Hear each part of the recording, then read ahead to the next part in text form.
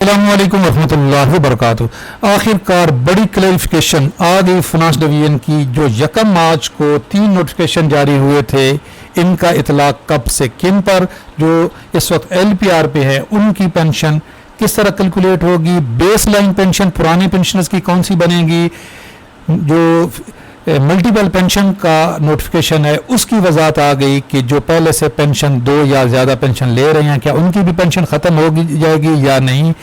अहम तरीन क्लैरिफिकेशन मौजूदा हाजिर सर्विस मुलाजमीन के लिए भी, पुराने पेंशनर्स के लिए भी और फैमिली पेंशनर्स के लिए भी। बड़ी वजाहत, बड़ा इंतज़ार हो रहा था। कल भी साथी कमेंट कर रहे थे कि आप लोगों के कहने पे हमने रिटायरमेंट अप्लाई कर दी कि जी हमारे ऊपर इसका इतलाक नहीं होगा, हमारी कैलकुलेशन हो गई, हमें नया फार्मूला लग गया। बिल्कुल नहीं लगना चाहिए था।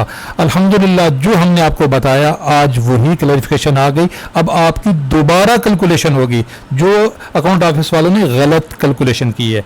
याद रखें 3 नोटिफिकेशन आए थे, ये 1 जनवरी को, इन तीनों की आज क्लैरिफिकेशन आई है। 3 नोटिफिकेशन आए थे 10 सितंबर को, एक वॉलंटरी रिटायरमेंट का, एक ऑर्डिनरी फैमिली पेंशन का और एक स्पेशल फैमिली पेंशन का। इनकी ऑलरेडी पहले ही क्लैरिफिकेशन आ चुकी है वफाक की कि जो 10 साल बाद फैमिली पेंशन ख़त्म हो जाएगी वो पुराने पेंशनर्स की नहीं होगी। ये तो पहले क्लैरिफिकेशन आ चुकी है।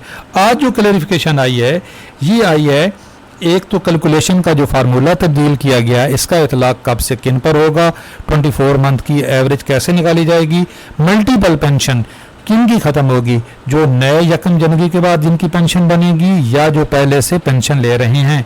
फ्यूचर इंक्रीज मेथोडोलॉजी यानी कि बेस लाइन का बड़ा सवाल था कि पुराने पेंशनर्स की बेस लाइन क्या होगी, जब पेंशन रिस्टोर होगी तो उसकी बेस लाइन क्या होगी। तो तमाम सवालात के जवाबात मिल गए हैं। याद रखें ये क्लैरिफिकेशन फाइनेंस डिवीजन वफाक की है, पंजाब की नहीं है। पंजाब की जो नोटिफिकेशन आए थे उनकी सिर्फ जो हमें क्लैरिफिकेशन आई है वो ऑर्डिनरी फैमिली पेंशन की आई है, लेकिन इंशाल्लाह एज इट इज़ वफाक की तरह पंजाब की भी होगी। मतलब है जो लीव इनकैशमेंट पे हैं, LPR पे हैं, उनके ऊपर इसका इतलाक नहीं होता। अल्हम्दुलिल्लाह जो हमने आपको बताया था आज फाइनेंस डिवीजन ने भी वही वजाहत दे दी। एक सवाल ये भी पूछा गया है कि ये जो पंजाब ने इंक्रीजेस ख़त्म किए हैं 11, 12, 15 वाले और 22 वाले, तो क्या वफाक ने भी ये ख़त्म कर दिए हैं, क्या वफाक में भी इसका बेनिफिट मिलेगा कि नहीं। तो इन तमाम सवालात के जवाबात इस छोटी सी वीडियो में मैंने आपकी सहूलत के लिए इसकी उर्दू में भी ट्रांसलेशन कर दी है ताकि आपको समझने में आसानी हो। कोशिश होती है आपकी खिदमत करने की, फिर भी कुछ लोग गुस्से होते रहते हैं तो उनकी अपनी मर्ज़ी।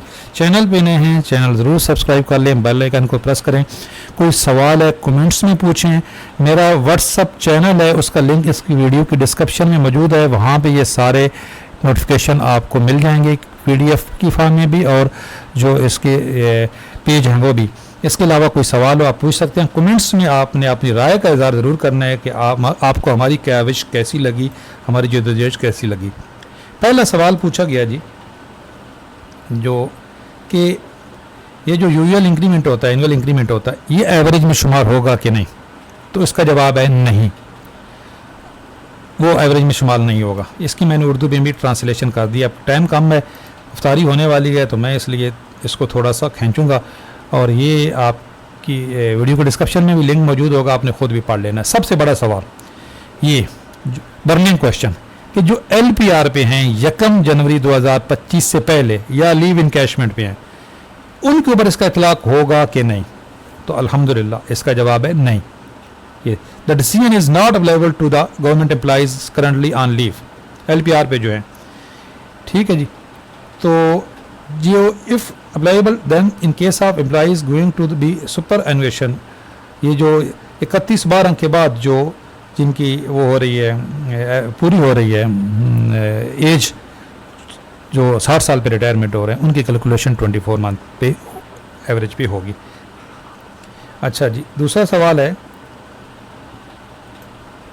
Weather if government employees retire in the start middle, कि जो उस महीना कैसे काउंट होगा अगर वो महीने के शुरू में वो रिटायरमेंट लेता है। तो इसका जवाब वो कह रहे हैं कि ये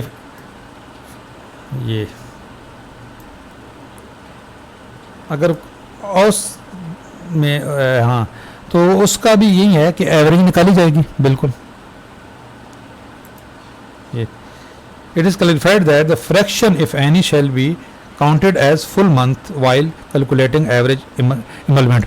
तो उसको पूरा महीना लिया जाएगा। वैसे भी आपको मालूम है कि जब हम किसी को राउंड ऑफ करते हैं तो 5 से बड़ा डिजिट्स आ जाए तो उसको राउंड ऑफ फुल में किया जाता है, तो ये भी अगर 15 से ज़्यादा दिन होंगे तो उसको पूरा महीना काउंट किया जाएगा।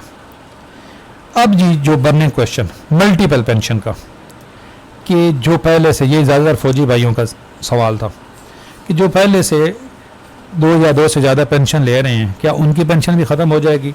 Whether the condition to be on the pension is applicable to those who have already drawing more than one pension, इस नोटिफिकेशन जारी होने से पहले जो एक से ज़्यादा पेंशन ले रहे हैं। No, the decision is not applicable to the federal government employees who are drawing multiple pension.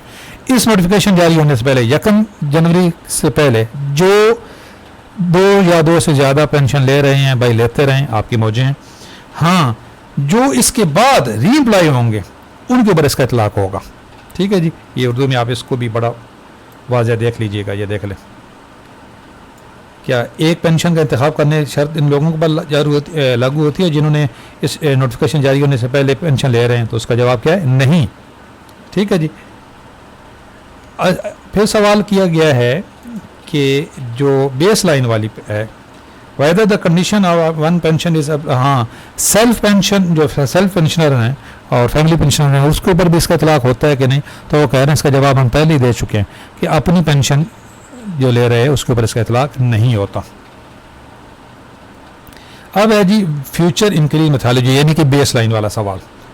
अब यहाँ पे पूछ रहे हैं कि 2011 का 15%, 2015 का 7.5%, 15 का 22%, 23 का 17.5% और 24 का 15% net pension increase existing pensioners from time to time by federal government would be also be admissible to the employees retiring on after 1 January 2025।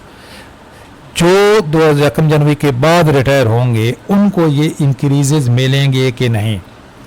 तो वफाक का जो मुलाजिम रिटायर होगा उसको ये इंक्रीजेज मिलेंगे, बिल्कुल।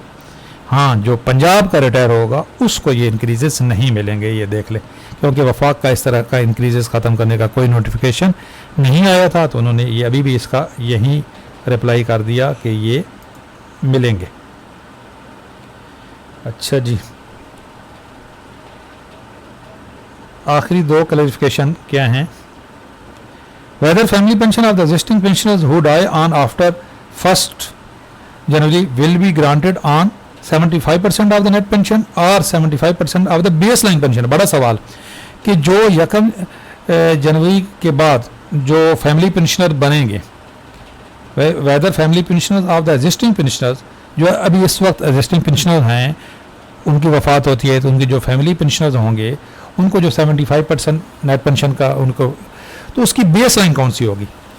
वो 75% किसका मिलेगा, बेस लाइन का या कि जो ओरिजिनल नेट पेंशन होगी? तो वो कह रहे हैं the family pension shall be calculated on the basis of the pension being drawn और not base line. Base line पे उसकी फैमिली पेंशन नहीं बनेगी, नेट पेंशन पे फैमिली पेंशन बनेगी। हाँ, जो पेंशन बन जाएगी वो उसकी बेस लाइन बनेगी।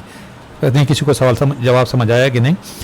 कि जो उनकी पेंशन कैलकुलेट होगी वो तो जो नेट पेंशन उसके ऊपर होगी, बेस लाइन पे नहीं होगी, लेकिन जब जो भी उनकी पेंशन उस वक्त बन जाएगी वो उनकी बेस लाइन बन जाएगी एंड इंक्रीजेज उसके ऊपर हुआ करेंगे।